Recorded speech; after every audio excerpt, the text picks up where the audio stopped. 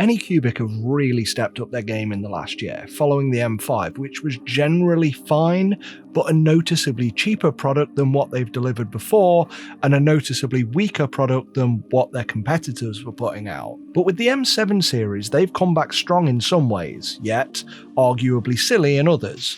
When comparing these two specific models, they do seem like incredibly similar machines. You'd be forgiven for thinking the only difference is the inclusion of a heater that comes in the Pro. Is that the only difference? Well, yeah, kinda, but it's the way these have been advertised as different in other ways when I don't actually think they are that I want to cover today. Let's crack on. Hi, I'm Ross, and this is FauxHammer Videos. From the outside, they're incredibly similar units. In fact, the only difference is the addition of Pro on the M7 Pro's logo strip and the removal of the black glossy screen surround on the normal M7. And this literally seems like it's a piece of plastic that's just not there. Otherwise, they're the same. Black lift-off lids, USB ports on the front right, power socket and rocker switch on the rear, along with an RJ11 socket for a resin pump data cable and a socket for the Wi-Fi antenna. Both units also have a power button on the front, which you need to press and hold in order to turn power on and off. And remember, hold it for a while. You need to hold it for longer than you think you need to hold it. It's weird. What I really like is that underneath they now have rubber feet, yay! Something that they sorely missed on the M5 series, though recent reports from buyers and commenters on my channel say they're now included, so that's a good reason why you should comment on YouTube videos.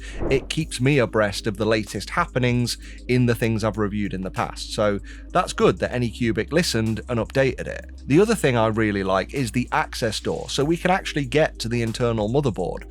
Something that brands put far too little consideration in is maintenance, and since any repairs are typically expected to be carried out by you, this is an incredibly smart move on their part. Inside both machines, we've got what is advertised as a 14K display. It's not 14K, but I've explained that in my 12K printers are irrelevant video intended for absolute beginners, like this is the first video you've ever watched on a resin printer. For everyone else, you can watch it, but I would skip the first 7 minutes.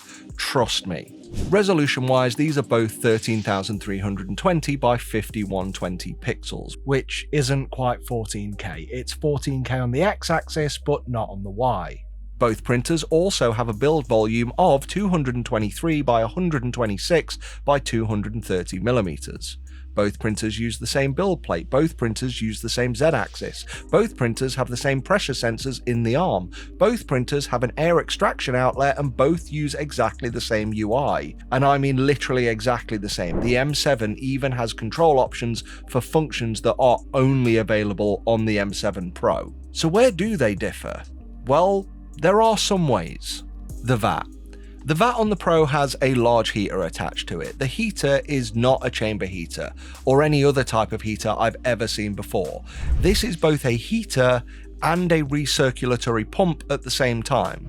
The way this works is that there are channels under the sides of the vat which allows this pump to suck resin up, heat it and pump it back into the vat, and this is constantly flowing during prints, keeping the resin warm.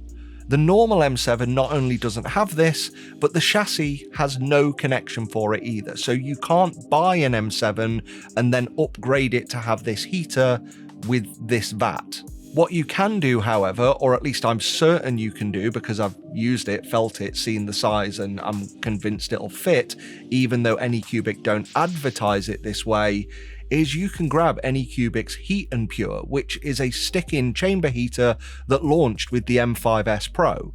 Now, whilst this device is controlled separately from the printer's UI and has its own power lead, both M7 lids actually have a cut-out little hole in the lid for the power cable already in place. And personally, I just don't like the idea of cleaning out the line of any resin pump. I'd much rather have this chamber heater than the M7 Pro's weird pump heater thing. I've got no evidence to say that the pump heater is a bad thing, I just don't like the idea of it personally. It's another mechanical component that can go wrong, it makes lifting and pouring resin out of this vat more cumbersome and awkward, and as I've said, it's just a pain in the arse to clean. I love heating in a printer, and whilst this pump may be more efficient than a chamber heater, I honestly don't know if it is, I don't think resin heating needs to be this complicated. A heated vat would do. The other change in this machine is the accessory that goes onto the back right side. The M7 Pro comes with a pump, which pumps resin from an external bottle into the vat, but this only works with the same shaped bottles that Anycubic uses, and must have a vacuum-tight seal in order to work. They slowly pour resin in and can slowly suck resin out again. Like the heater pump, I just don't like these. For how slow they are, I'd rather just do this by hand, even though both vats have terrible pour spouts. I'm yet to see anyone comment anywhere that they love resin pumps. They're okay at best. This pump plugs into the printer via the USB port on the right hand side, and I mistakenly said in my M7 Pro review that it blocks the air outlet for extraction, but the day I made that video go live, I realised how there are vents in the side to allow airflow, so whoops, but at least I'm here correcting my mistake. Now the normal M7 doesn't have this pump, but if you want it, it's an accessory you can buy separately, and it's pretty cheap. Again, I'm not telling you not to buy this, I'm not telling you not to buy anything, I'm just saying my personal preference is not to have these, so if you want it, it's there and you can buy it. But with the M7, instead of that, you get a USB powered carbon filter, which sits loosely in the same USB port, and this does cover the extractor vent, but there's no reason to have internal filtration and extraction at the same time. I do have to point out though, because it's one thing I found amusing, the M7 lid came with a plastic panel attached, which you actually need to remove in order to install the resin pump, because a part of that pump actually fits in that lid gap. And the M7 came with no plastic cover over the hole, even though there's no device to cover it in the box. You need to actually install the cover yourself. You can't make this stuff up. Now when it comes to stuff that does seem made up, let's talk about price. But whenever you watch this, I recommend you check the price on the website, because these go up and down more often than an OnlyFans star's drawers. I figured someone should pull that joke into 2024. Right now, as I'm writing this, it's the Anycubic 9th anniversary sale, and the M7 is $369 and the Pro is $499. They both appear heavily discounted from the $669 and $469 they apparently are respectively, but unlike the UK, where this would be directly against advertising standards, these international companies seem to get away with listing RRPs that I've never once seen these printers sell at. But it's this kind of marketing with different annotations or different approaches to annotation that really pisses me off. I want to like these printers. You know what, actually, I do like these printers, but it is a huge red flag when companies have to rely on misdirection just to sell them. Even in my least pessimistic view, it still shows a lack of faith that the company has in these printers to sell them on their own merits. In fact, we could even just say these differences are due to different people at the company showing promos for their printer in different ways, because different people have worked on the different web pages. But even if that's the case, it reeks of mismanagement, and it's not good optics for a company of this size. Sorry, I got a bit too passionate there. I'm going to get down off my soapbox and try to justify what is currently a $140 difference between these two machines. The last difference, which is one I haven't talked about, is speed. Both printers are fast, and they have really pushed the speed angle on the M7 Pro with advertised metrics like 177mm an hour. The M7 doesn't list this under its specs, but there is a small graphic saying only 150mm an hour. But these speeds come with a lot of buts.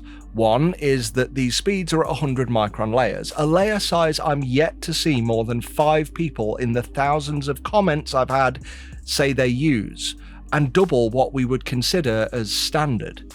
For printers of this resolution, I use 20 micron layers for detail, and that's so I could match the Z height closer to the XY pixel size. And if you want to achieve these speeds, you also need to use high-speed resin and ACF release film.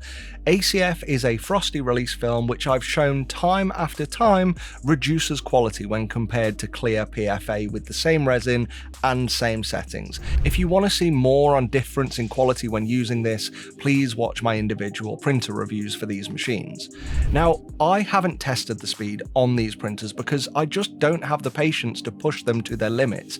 It would be tons of repeating prints after prints, just increasing the speed slowly, waiting for one to fail. But I'm smart enough to read between the lines to call this out as absolute bullshit on the advertised metrics between the printers. Because whilst the website lists different speeds for the different machines, if you actually go into the slicer settings for Anycubic's fast resin on both printers, the only difference is that the M7 has a 1.4 second exposure time, whereas the M7 Pro has 1.3 seconds. Every other setting is the same. So whilst I can't prove it, I'm going to infer that these are the same printers with the same motors and use the same light source. And the difference in marketing is purely there to artificially inflate the value of the Pro. And this is where the pessimistic side of me comes out again, because I wonder if they kept the release of the M7 quiet, because once people realize they are both the same machine, why would anyone bother with the Pro when you can get the normal M7 with a Heat and Pure for a lot less? Again, assuming the Heat and Pure fits, but I'm convinced it will. But I guess this is my conclusion.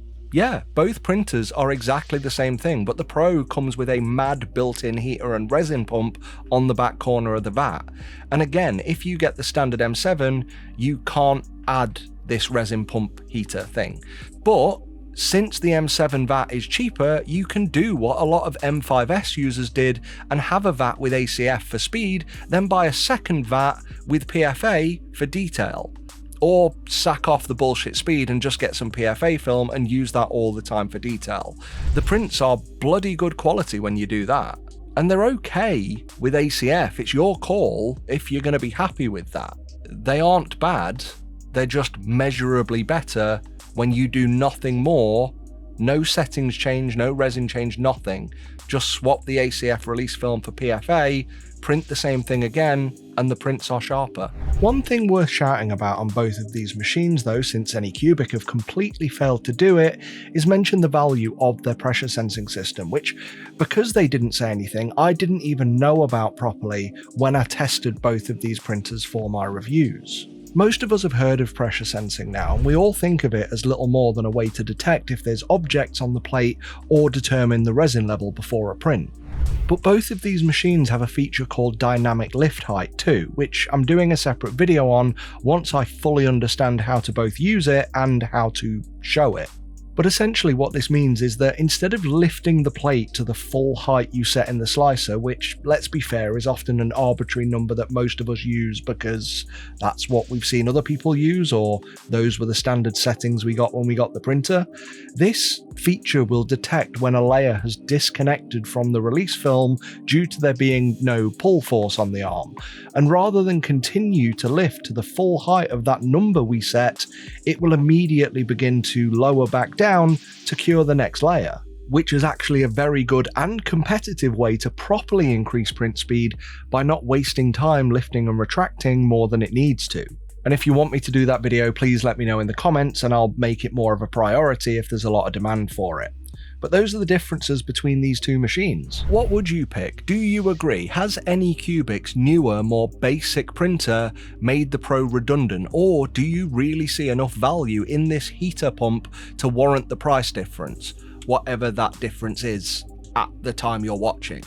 Whatever you decide, please let me know in the comments, and please let me know why. That really helps to keep me in touch with the community.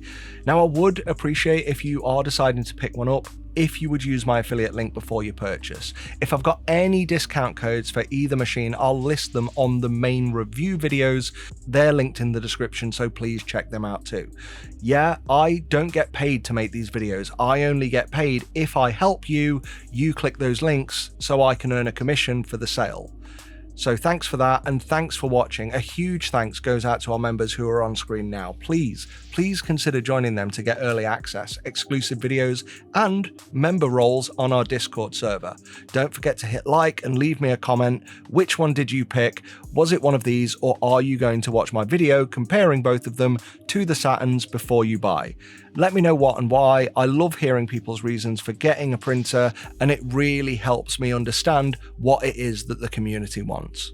Until next time, what does Marcellus Wallace look like? FauxHammer out.